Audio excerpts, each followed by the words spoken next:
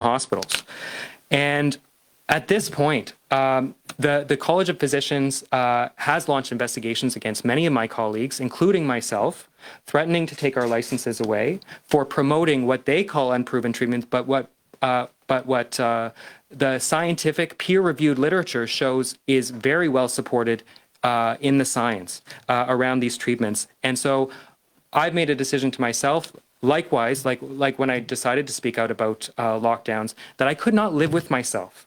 If I have a patient sitting in front of me who has COVID-19 and they can't breathe, or they're at high risk of being hospitalized or dying, I can't just stand in front of them knowing what I know, a 75% reduction in mortality, and not give this to my patients. But more so, seeing what's happening with the Ontario Science Table, not recommending this medication, even recommending against vitamin D, which I think is unthinkable because the harm is none. This is a natural substance. And they're telling us not to give this to these patients despite mortality benefit.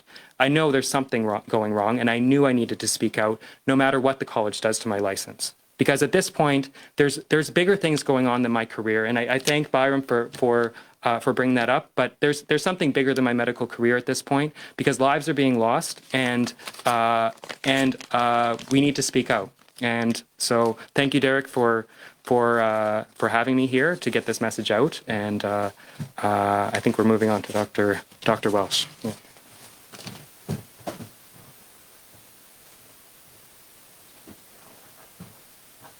You're on mute, Dr. Welsh.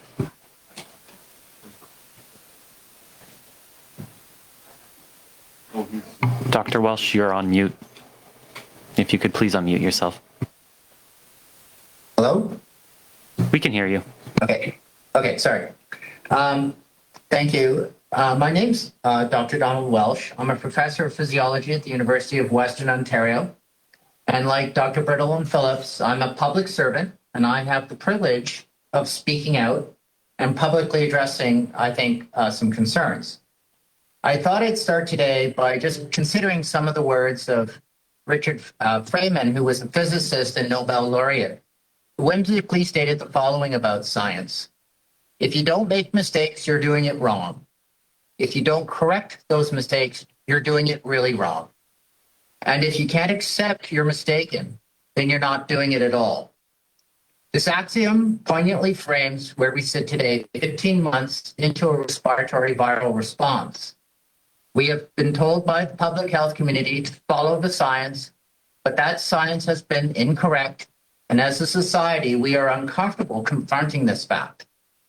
Instead, we plow forward and we are subjected to obfuscation and misdirection. No one or no institution can ever proclaim to be an oracle in science. We uncover the truth through debate that is boisterous and sometimes unpleasant. But when reasoning is combined with transparency, science moves society forward in a productive manner. I want to be clear. Science has not been functioning properly for the last 15 months as we address COVID-19. Our public health community has proclaimed to know science and to provide unassailable solutions. Those solutions in the forms of NPIs, lockdowns, masks, track and trace, and social distance, perhaps well-intentioned, have largely failed, and they have created a remarkable list of harmships for Canadians that will take this country many years to recover from. The reason I and Dr. Brittle and Phillips are here today is because we want to reclaim what we love about science. In particular, I'm here to support Dr. Phillips and Brittle, who have worked hard to reveal what they see as a truth.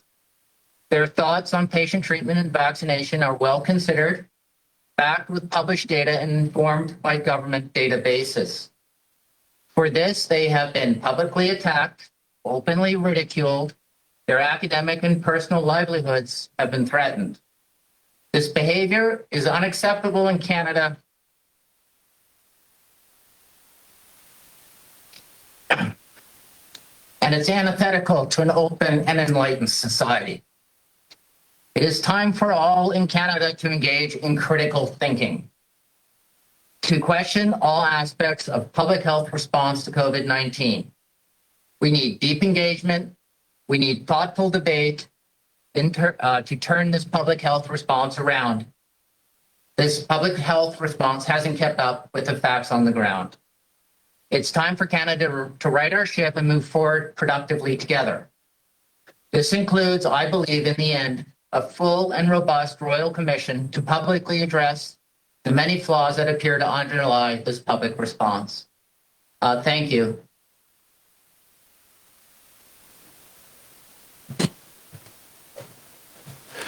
Thank you so much. What moving presentations. I am just stunned. Thank you so much for telling your stories. And we all, and I personally, I recommit to standing for what is true in this country, whatever the cost. Thank you so much for that. It was so moving. Thank you all for listening to this today. And I hope that this is spread far and wide until we see some sanity in this country once again.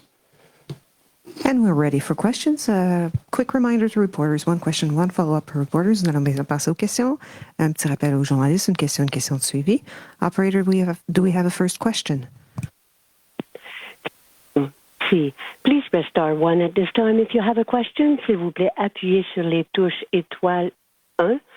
Maintenant, pour poser votre question, there will be a brief pause while the participant register for question. Il y aura un court délai vous permettant de vous enregistrer dans la file d'attente pour la période de questions. Thank you for your patience. Merci de patienter. Thank you. Merci. The first question, la première question, is from Rachel Emmanuel of High Politics. Please proceed. Your line is open. Good afternoon. Thank you for taking our questions. My first question is for Dr. Bridle and Dr. Phillips, whichever one of you cares to answer, maybe both of you. You've both spoken a lot today about the risks of speaking out against the dominating views on COVID-19 in Canada. What I'm wondering is if you've ever experienced or witnessed this type of muzzling before for dissenting views on medical treatment in Canada.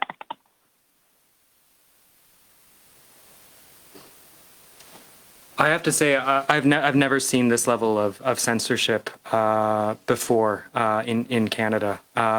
At this point, we have what's basically a completely new technology with these vaccines that are being put out. We have completely new interventions such as lockdowns, which had never been used before in public health. And the fact that in these new treatments, in my experience, physicians are often skeptical of new treatments. I was taught that to be that way in medical school because many products have been pulled off the market after they were even actually fully approved, which these vaccines are not fully approved. And so I've always been taught in my medical training to be a little bit skeptical, to look at the evidence, look who's funding the evidence, and to look to make sure that we're not jumping the gun on some of these treatments because often recommendations reverse themselves, such as on aspirin or other interventions. So this level of censorship in forbidding physicians to be able to speak about the harms of these interventions, this mixing of politics with medicine is unprecedented, and I frankly think it's very dangerous. I haven't seen it before. As an academic scientist, I'd like to echo those thoughts. So, can I continue? Yeah, so I'd like to echo those thoughts as an academic scientist. The underpinning of science is to have open debate. That's a critical quality control mechanism that we have within the scientific field globally. I mean, if you can't have open scientific debate, it's one of these classical examples, right, of iron sharpens iron. And it's okay to have differing opinions. And when things are new, and the literature is emerging, right? I mean, by definition, you're going to have one study that emerges, right? And then you have to look at that with a bit of a grain of salt, right? Because it's just one study. And then if you have a second study and it's an opposing opinion, right? Then we have to get more weight. But what we do as scientists, therefore, is debate is not wrong. There's nothing inherently wrong with holding different opinions. But what we do have to be obligated to do is follow the weight of the science. Just like Dr. Phillips mentioned when it comes to ivermectin, right? I actually was quite a skeptic about ivermectin. I'll be totally honest. At the beginning of the pandemic, I was a complete skeptic because I developed vaccines and I knew that something like the vaccines could not be used in Canada under an emergency use authorization if there were good, accepted, and safe treatments available. So I was actually okay with the initial couple of papers that got published, these were trials that weren't run properly. The control group these were run in countries where the control group was taking an unknown amount of ivermectin. So essentially, we were studying an ivermectin-treated group to a group that was treated to an unknown degree with ivermectin. But I was okay with it because I knew vaccines, and I'm a vaccinologist, wouldn't be acceptable. But as Dr. Phillips has mentioned, because I'm developing the vaccines, I've kept a close eye on these therapies. And what I saw was, over time, an avalanche of data in favor of these. And I'm a scientist, and I have to follow the science. Okay, so that's where I ended up with that conclusion. All right, is that and so yes, this kind of suppression is unprecedented. I've never seen it ever before. Follow up. My follow-up question is for MP Derek Sloan. The doctors who spoke here today mentioned that not many people in their field are willing or able to stand up because of repercussions like being slandered or losing their jobs. As we all know, you lost your seat in the Conservative Party because of your willingness to speak out and be frank on issues. And you're also one of the few MPs who's been critical of the government's COVID policies. If you lose your seat in the government in the next election, do you think there will still be a voice within the federal government for free speech? Well, it's true that the party system has hijacked democracy in the sense that individual MPs are not able to express their opinions. They could, but the implications of they could and should, but the implications of doing that are clear to see, and it's very unfortunate. And I hope that the public wakes up and sees what's going on and demands that their local representatives actually represent them and not just whatever the leader of whatever party they're involved in wants to say. Operator, do we have a next question? Thank you, merci. Once again, please press star 1 if you have a question. De nouveau, n'hésitez pas à appuyer sur étoile 1 pour toute question.